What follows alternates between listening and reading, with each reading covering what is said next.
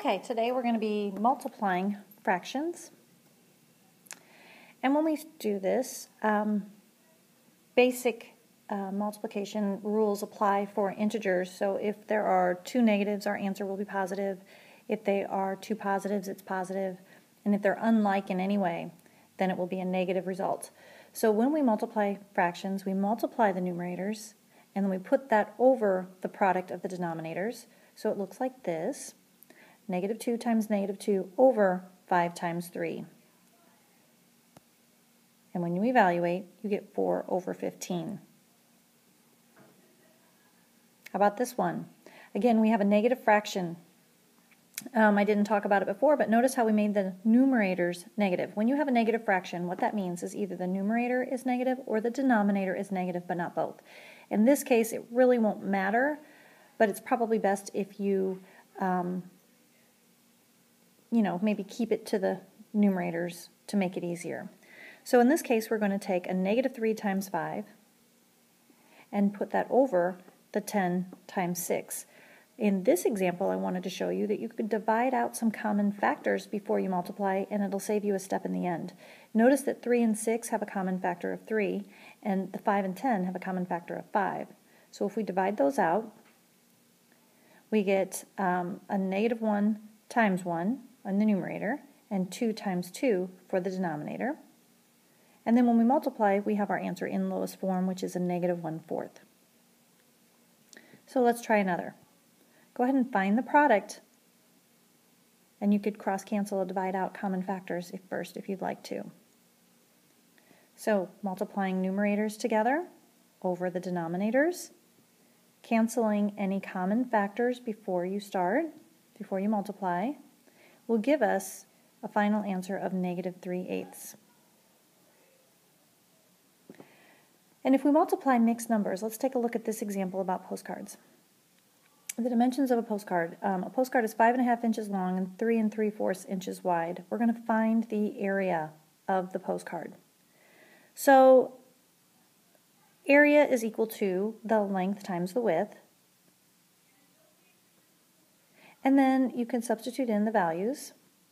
5.5 times 3 3/4. For improper fractions, for mixed numbers, you want to change them to improper before you multiply. So we have 11 over 2 times 15 over 4, and then we multiply numerators and then multiply denominators. We'll get a pretty large numerator here. 165 over 8, and then we can simplify that to 20 5/8 and make sure, because we have our inches here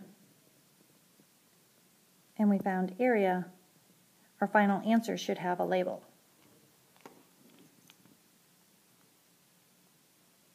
Okay, so let's find the product of 5.5 times a negative 1 5/6.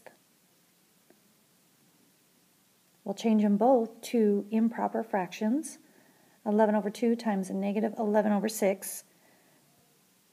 And if you multiply, you get a negative 121 over 12, and that can be simplified to negative 10 and 1/12.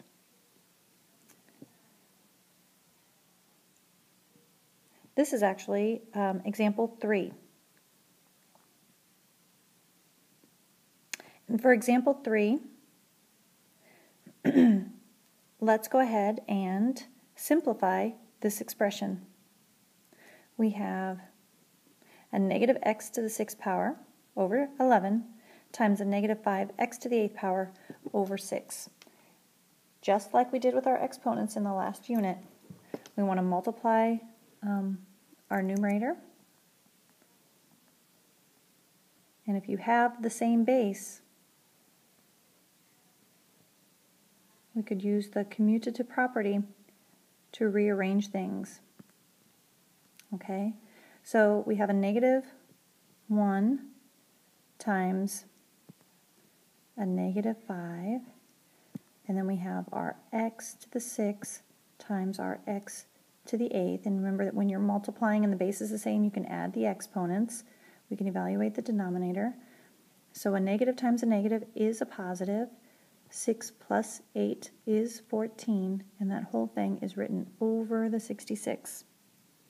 And if there's ever a possibility to, maybe at this stage, cross-cancel any common factors with coefficients and denominators, you could do that. If you ever get an improper with the variable, remember, just like in Unit 1, because that variable is in the numerator, we want to leave the fraction improper. This time we will not take it all the way down to a mixed number. And our final example, find the area of this rectangle. So we want to change change mixed numbers to improper fractions.